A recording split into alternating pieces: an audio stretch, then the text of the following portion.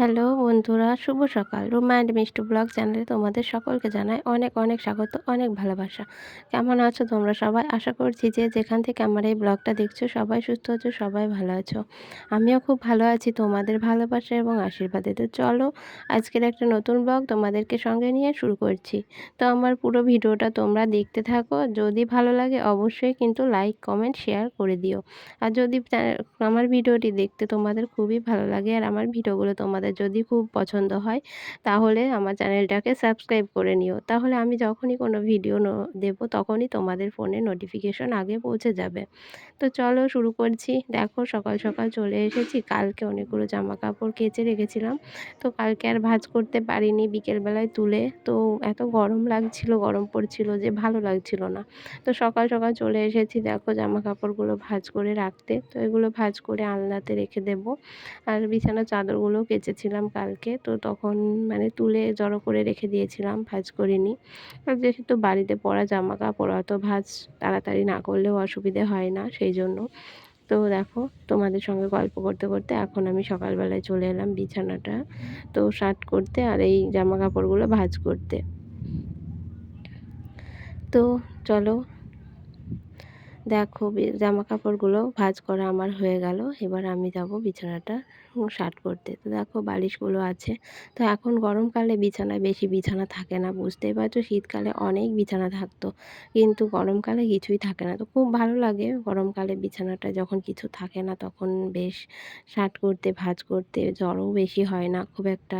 তো খুব ভালো লাগে এভাবে পরিষ্কার করে রাখতে। তো যাই হোক, কিন্তু বাচ্চা কাচ্চা থাকলে না সবসময় পরিষ্কার থাকে না। আর আমাদের গ্রামের বাড়িতে তো বেশিরভাগই থাকেই না আর কি। তো আমি চেষ্টা করি সবসময় পরিষ্কার করে রাখার। কিন্তু আমার মানে ঘরটা না এমন, মানে আমার খুব শখ আর কি প্লাস্টার হয়ে গেলে ঘরটা কত সুন্দর করে সাজাবো, কিন্তু সেটা আর ভাগ্যে জুটছে না, জানি না কবে জুটবে। তো যাই হোক, জুটবে তো ঠিকই, আজ না হোক কাল, কিন্তু এখন তো আর হচ্ছে না। কিন্তু মনের ভিতরে অনেক শখ, অনেক স্বপ্ন। তাই মানে যখন ভাবি যে এমনটা কেন হয় না, তখন কিছুই ভালো লাগে না। তো সব কিছু যেন ওলটপালট হয়ে যায়। জীবনের ভাবনাগুলো যখন সত্যি না হয় তখন মনে হয় যেন জীবনটাই পুরো বৃথা হয়ে গেল, কিছুই যেন পেলাম না জীবনে। তো যাই হোক, দেখো জামা কাপড়গুলো ভাঁজ করে নিয়ে এখন আমি আলনাতে রেখে দেবো। আর কিছুটা জামা কাপড় তো আলনায় রাখবো না, শোকেসের ভিতরে ঢুকিয়ে রাখবো। সেই জন্য দেখো বেছে বেছে কয়েকটা জামা কাপড় আলনায় রাখলাম। তো চলো, তারপর দেখো সকাল সকাল স্নান করে নিয়েছি, স্নান করে নিয়ে চলে এলাম তো তোমাদের সঙ্গে কথা বলতে। তো সামনাসামনি আমি ফোন ধরে কথা খুব কমই বলি, তো ভিডিওর মাধ্যমে পরে ভয়েস দিয়েই কথা বলি। তো দেখো কথা বলেছিলাম কিন্তু ভয়েসটা আমি তোমাদের শোনালাম না, পরেই আমি ভয়েসটা দিয়ে দিলাম। তো স্নান করে চলে এসেছি। তো আজকে হচ্ছে নীলষষ্ঠীর পুজো। তো নীলষষ্ঠীর পুজোর জন্য আজকে তো মানে খাওয়া দাওয়া স্নান না করে খেতে পারবে না, তো সেই জন্য স্নান করে আসলাম। তো স্নান করে এখন খাওয়া দাওয়া হবে। তো রান্না টান্না করে তারপর স্নান হয়েছে। তো এদিকে দেখো আজকে বেশি কিছু আমরা বানাইনি। তো মানে এই আলু দিয়ে আর ছোলার ডাল দিয়ে তরকারি করা হয়েছিল, আর এদিকে দেখো সুজি রান্না করা হয়েছিল। আর সবাই অনেকে হয়তো লুচি করছে, কিন্তু আমরা আর লুচি করিনি। কেন জানো? লুচি একদম ভালো লাগে না, লুচি খেয়ে গ্যাস হয়। বিশেষ করে আমার মানে সহ্য হয় না, আবার আমার শাশুড়ি মাও গ্যাসের প্রবলেম ওনার খুব বেশি, তো সেই জন্য। তো রুটিটা উনি খেলেও কিন্তু এমনি এমনি খাবে না, জল দিয়ে ধুয়ে তারপর খাবে। তো ধুয়ে খেলে নাকি রুটিতে গ্যাস হয় না, তো সেই জন্য। কিন্তু যেহেতু পুজো, উপোস করতেই হবে, তো কিছু তো করার নেই, তাই না? শরীরের কথা ভেবে উপোসটাকেও ফেলে দেওয়া যায় না, তো করতেই হয় আর কি। তো সেই জন্য তো সব দিক বজায় রেখে সব কিছু করতে হয়।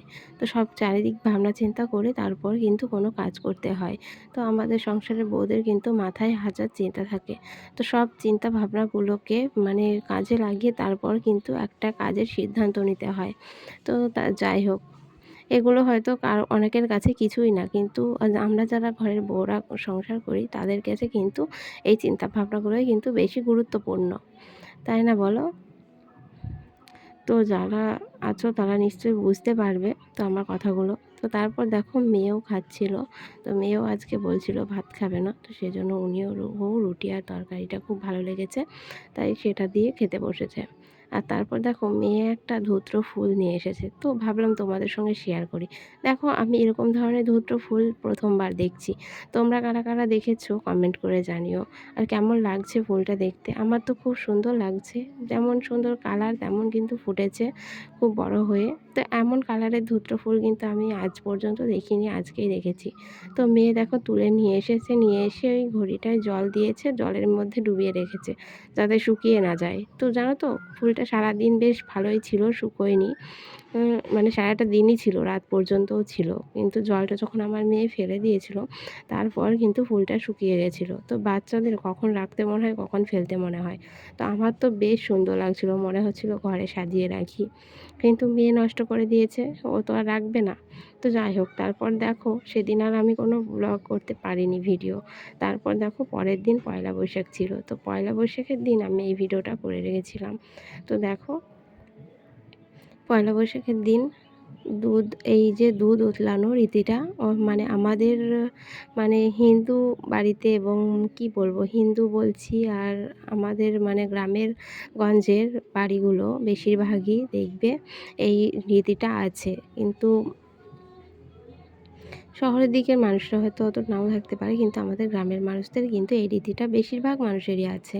তো দেখো এটা একটা রীতি, আর এটা করতে হয় আর কি প্রতি বছরে। তো সেই জন্য আমরা প্রতি বছরে এই নিয়মটা পালন করি। এই যে নতুন একটা মানে মাটির এই যে সরা, এটা কিনে আনা হয়েছে। তো কিনে এনে তারপর দেখো শাশুড়ি মা স্নান ধান করে পুজো সারতে বসেছে। তো এই যে ঘটপত্তন করা হয়েছে, আর এই দুধটা জানো তো জাল দিয়ে ওটাকে উতলিয়ে দেখেছো, উতলিয়ে পড়ে যাচ্ছে। তো ওটাকে ৩ বার ওই উতলিয়ে দিতে হবে। তো সেই জন্য আর কি। তো সেটা উতলিয়ে দিলে আর কি সংসারেও তো আয় উন্নতি আর উতলে পড়ে এরকম। তো এরকম একটা নিয়ম আছে আর কি। তো সেজন্য নাকি এই নিয়মটা পালন করতে হয়। তো শাশুড়ি মা দেখো পুজো করতে বসে গেছে। তো ওটাতেও একটু সুন্দর করে পুজো করে দিতে হয়। এটাই আর কি নিয়ম। তো তোমাদের কাদের কাদের আছে কমেন্ট করে কিন্তু অবশ্যই জানাবে। এই দেখো কলার পাতাটা রেখেছে। তো ওই দুধটার ভিতরে কয়েকটা চাল দিয়েছে আমার শাশুড়ি মা। তো সেই চাল আতপ চাল আর কি, মানে দুধের ভিতর আতপ চাল দিলে একটু পায়েস মতো হয়ে যায়। তো চাল দিয়েছে, তো ওটাই কলার পাতায় ঢালবে। তো ওটা প্রসাদ হয়ে যাবে আর কি। তো সেই জন্য কলা পাতা নিয়ে এসেছে। তো দেখো ফুল দিয়ে পুজো করে তারপর আরতি করছে আর কি।